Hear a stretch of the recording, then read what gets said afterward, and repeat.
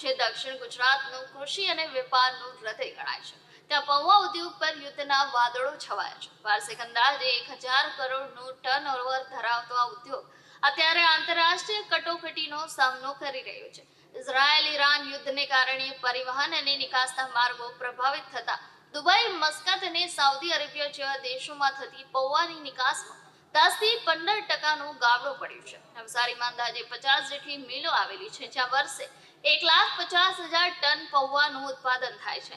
નિકાસ અટકી પડતા હવે લાખો ટનનો સ્ટોક મિલોમાં ભરાઈ રહ્યો છે, જેના કારણે મિલ સંચાલકો હવે નિકાસને બદલે ભારતના અન્ય રાજ્યો જેવા કે મહારાષ્ટ્ર અને કર્ણાટકમાં નવું બજાર શોધવા માટે મથામણ કરી રહ્યા છે.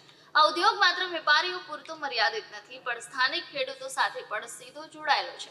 દર વર્ષે અંદાજે 2.75 લાખ ટન ડાંગરની ખરીદી સ્થાનિક ખેડૂતો પાસેથી કરવામાં આવે છે.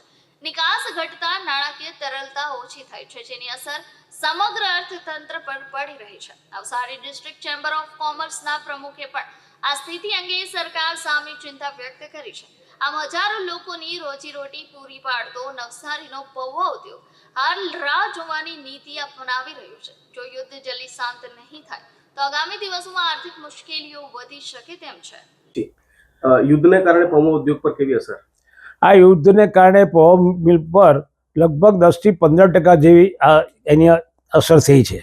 કારણ કે આપણા આ જે પૌવા ભાઈ બોમ્બેથી ડાયરેક્ટો જે સાઉદી અરેબિયામાં જે પૌવાની જે નિકાસ થતી હતી તે નિકાસ હમણાં બંધ થઈ ગઈ છે.